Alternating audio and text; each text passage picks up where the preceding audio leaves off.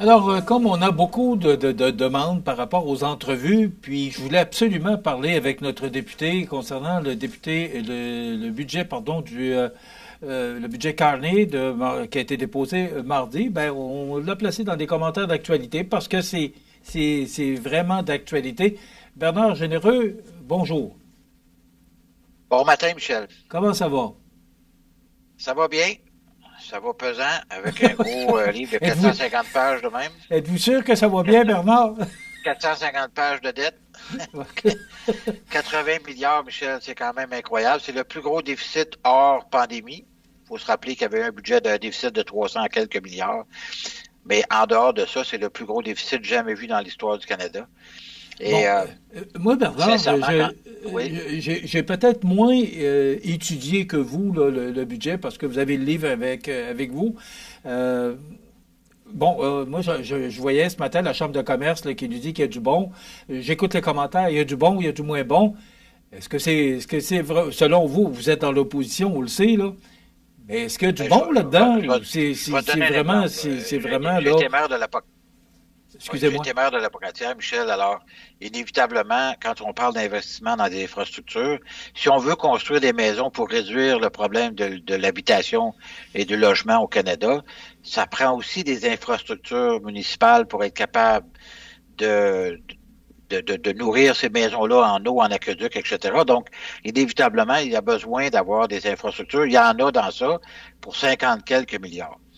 Mais ça comprend les hôpitaux, mais 50 quelques milliards, c'est sur 5 ans. Là. Il y a un budget s'est présenté en donnant des portions de ce qui va être dépensé dans les prochaines années. La réalité, c'est qu'on est dans une bientôt une 11e année d'un gouvernement libéral. Il y a toujours eu des déficits depuis le début. Avec M. Trudeau, il y en a eu 9. Ça, c'est le 10e.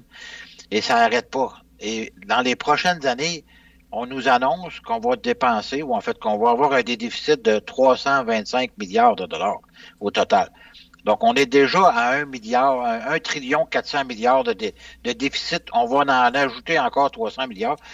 Le problème avec tout ça, c'est que il y a pas de gestion rigoureuse des dépenses. Et ça, on le dit depuis longtemps, là, chez les libéraux, l'argent, no object, ah ouais, let's go, on peut dépenser autant qu'on veut. Le problème avec ça, c'est que ça amène des taux d'intérêt sur la dette qui aujourd'hui représente 55 milliards de dollars et qui est projeté par le directeur parlementaire du budget que ça va monter à 85 milliards de dollars par année. Donc, imaginez, là, ça veut dire que ça représente tout l'argent qu'on ramasse en TPS sur tout ce qu'on achète à travers le Canada pour tout le monde, et on en paye tout le monde de TPS, ben, c'est même pas assez pour payer juste les intérêts de la dette. Alors, on s'en va vers un gouffre financier à long terme qui est pas, on peut pas continuer comme ça. Et encore une fois, les libéraux disent que on est comme après la guerre de 1945. Je suis désolé, on n'est pas tout à fait là. Puis ils vont investir énormément d'argent. Maintenant, le problème, c'est que monsieur, madame, tout le monde ne verront jamais la couleur de cet argent-là. Dans ce budget-ci, il y a absolument rien pour vous, mesdames et messieurs. Rien, zéro, pas de baisse d'impôts, pas ci, pas de ça, pas de baisse de taxes. C'est vraiment un budget de dépenses.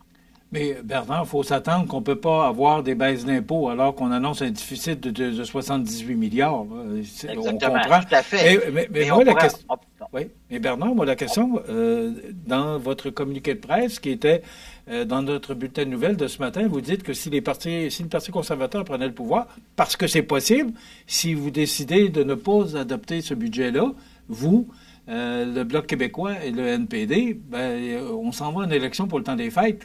Qu'est-ce que, Ouais. si jamais le Parti conservateur devenait au pouvoir, seriez-vous capable de renverser la situation? Parce que on regarde ça et on dit, ben, est-ce Oui. qu'il y a un parti aujourd'hui au pouvoir qui est capable de renverser la situation? On parle d'ici 5 ans là, d'une dette de 1600 milliards. Wow. Est-ce que même le Parti conservateur pourrait, parce que vous parlez d'équilibre budgétaire, Bernard, est-ce que c'est encore possible? C'est possible dans la mesure où on ouvre nos marchés, où on enlève des lois qui nous empêchent de faire du développement économique et qui repoussent l'investissement au Canada actuellement. C69, C45, c'est des lois qui sont en place environnementales qui nous empêchent, par exemple, de construire des pipelines pour faire des ports pour liquéfier, pour le gaz liquéfié, pour faire de l'exportation de nos ressources naturelles. Michel, nous sommes riches en ressources naturelles qu'on pourrait exporter, qui est en demande partout dans le monde.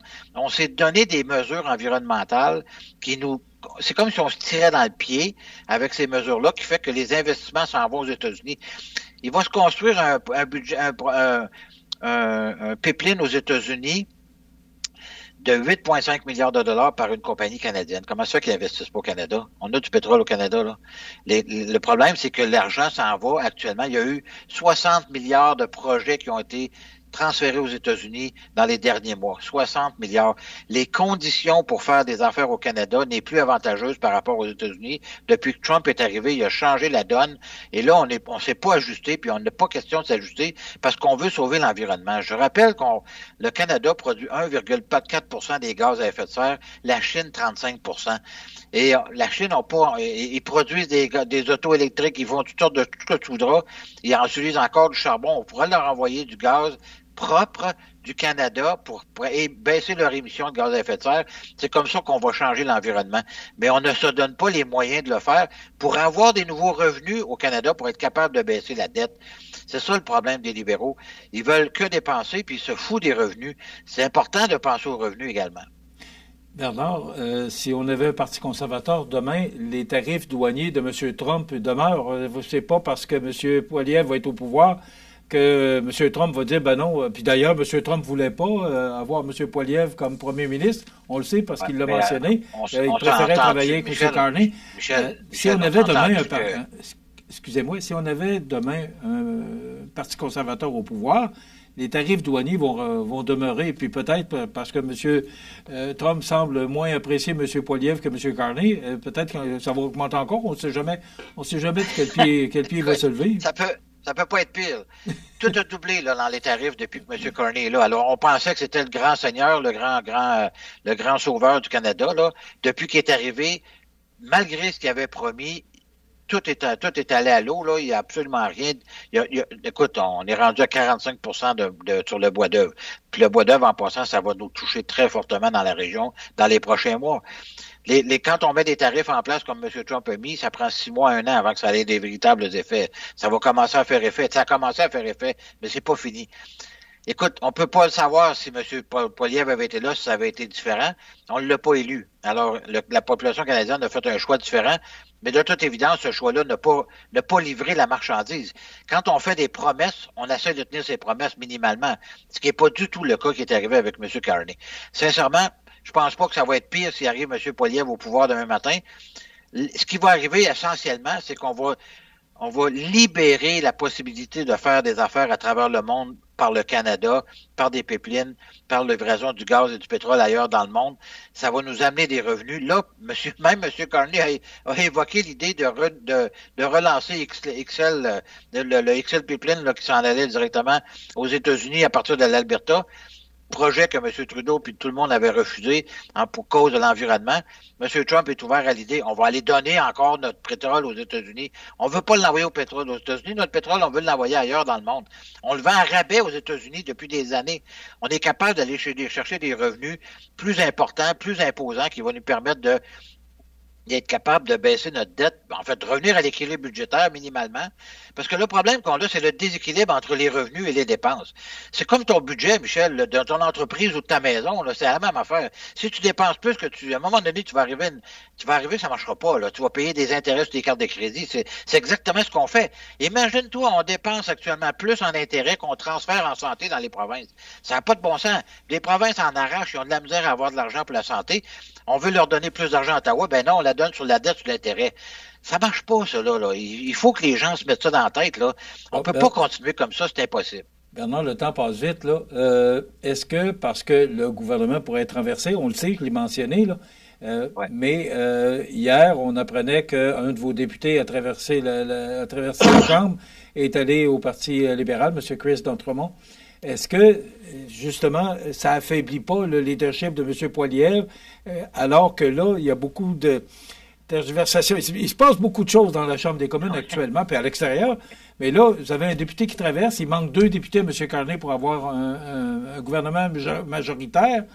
Est-ce que, moi, la question que je me pose, comment ça, M. Boulris, pourquoi on ne va pas essayer comme les libéraux font, pourquoi le Parti conservateur n'essaie pas d'avoir le NPD de son côté pour être capable, parce que le Bloc québécois semble vouloir voter contre le budget. Voter contre. Pourquoi le Parti conservateur ne sollicite pas M. Boulris et que vous ne pourriez pas renverser le gouvernement alors que M. Carney le fait? M. Boulris est à des années-lumière idéologiquement des conservateurs. Des années-lumière. Alors, il n'y a aucun danger qui vienne chez les conservateurs.